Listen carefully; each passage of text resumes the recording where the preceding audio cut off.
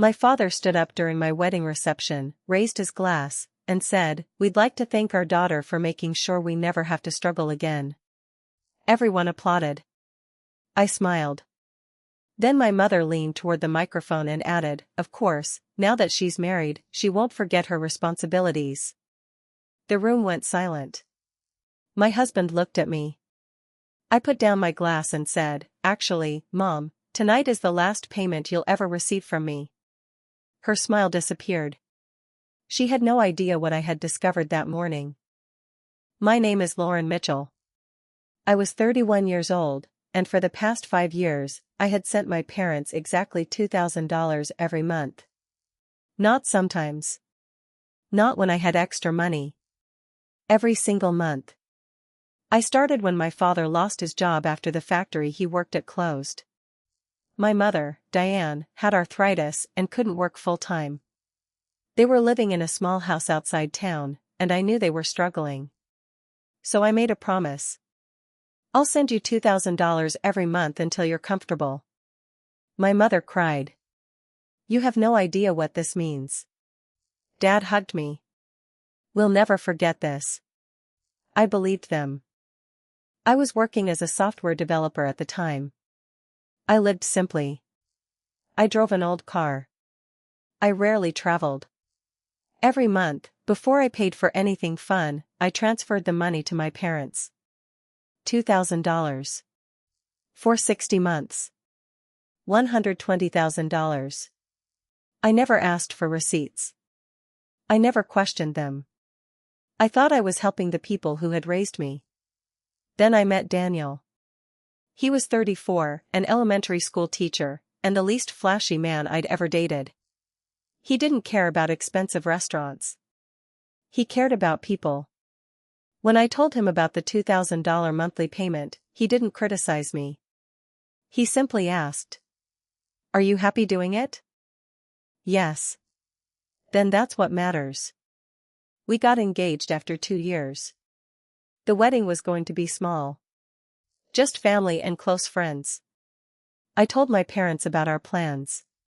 My mother immediately asked, "How much are you spending?" "About $18,000. She frowned. "That's a lot. I've saved for it." Then she smiled. "Well, just remember we still need our monthly money." I laughed nervously. Of course. I didn't realize that sentence would become the beginning of the end. A month before the wedding, my mother started asking strange questions. "Are you combining finances with Daniel?" "Not yet." "Will he help support us?" I stared at her. "Why would he?" "Because you're married now." I felt uncomfortable.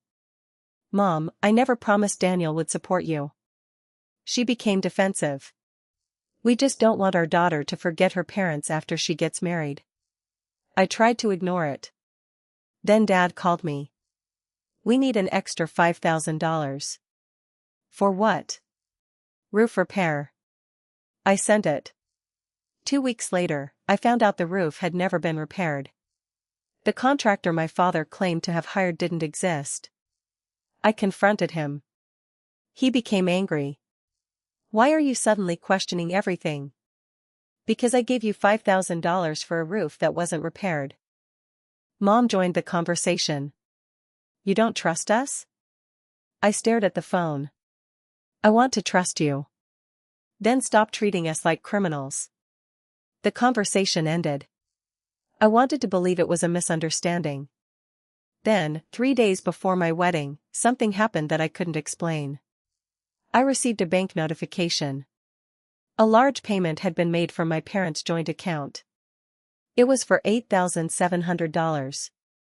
The description said, "Luxury travel package." I stared at the screen. My parents had never mentioned a vacation. I called Mom. "Did you and Dad book a trip?" She hesitated. "No. There's a charge." "Oh, that. What is it?" "We deserve one nice thing." I couldn't speak. "Mom, you're telling me you're struggling, but you're spending almost $9,000 on a luxury trip?" She became angry. After everything we've sacrificed for you? I almost laughed. Everything you've sacrificed for me? Then she hung up. I didn't sleep that night.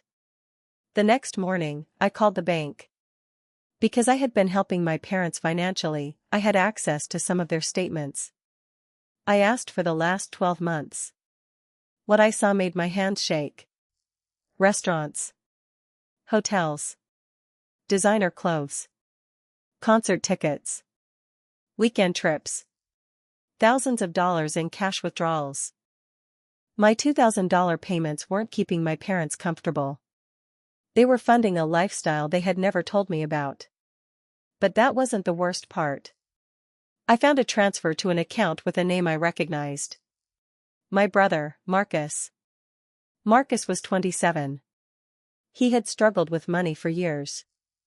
I had assumed my parents were helping him with small expenses. The transfers told a different story. Over the previous 2 years, my parents had given Marcus more than $40,000. I called him. Marcus, why are Mom and Dad sending you money? Silence. Then he said. You didn't know? Know what? He sighed. They told me not to tell you. My heart dropped. Tell me. They've been saving your monthly payments. What? They put some of it into investments. I felt dizzy. Why? Marcus hesitated. Because Mom said you owed them. I owed them? She said they raised you. She said you should repay them. I hung up. I sat on the edge of my bed for nearly an hour. Then I discovered the second twist. Marcus sent me a photograph of a spreadsheet. It listed every payment I had made. $2,000. $2,000. $2,000. For 5 years. Beside each payment was a note. Wedding fund. My parents hadn't simply spent my money. They had been secretly saving it. For themselves. And apparently, they had been planning something. I drove to their house. Mom opened the door. She looked surprised. What are you doing here? I walked inside. I know. Her face changed. Know what? Everything. Dad came into the room. I placed the bank statements on the table. How much money have I given you? Neither answered. $120,000. Dad sighed. We were going to tell you. When? When the time was right. The time was right 5 years ago. Mom started crying. You don't understand. No. I pointed at the statements. I understand perfectly. Then Dad said something that made my stomach turn. We've been putting your money aside because we knew you'd get married eventually.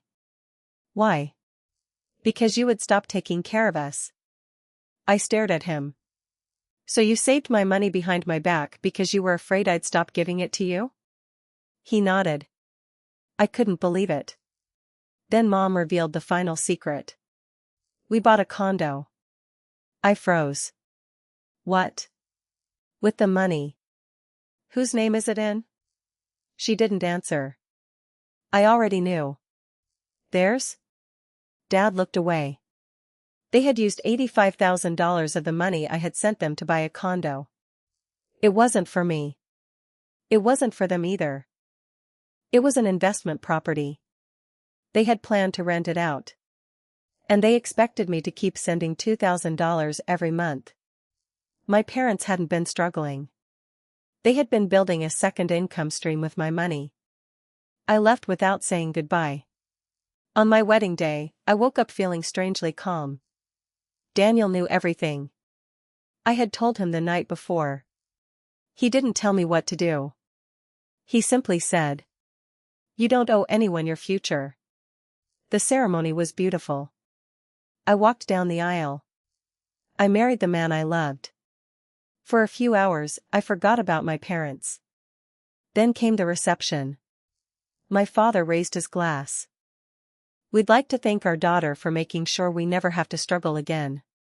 Everyone applauded. Then Mom took the microphone. Of course, now that she's married, she won't forget her responsibilities. That's when I stood. I walked toward the microphone. Actually, Mom. She smiled. Tonight is the last payment you'll ever receive from me. The room went silent. I explained everything. Not angrily. Not dramatically. Just the facts. The $120,000. The hidden account. The luxury trips. The money sent to Marcus. The condo. My parents planned to continue receiving $2,000 every month after my wedding. My father tried to interrupt. This is a private family matter. I looked at him. You made it public when you made a toast about it. Nobody spoke. Then Marcus stood. I can confirm everything she said. Mom looked at him like she'd been betrayed. But Marcus simply shook his head. You told me to lie to her. He looked at me. I'm sorry. I nodded. The next week, I hired an attorney. The condo was legally purchased with money I had provided under the clear understanding that it was for my parents' living expenses. We reached a settlement.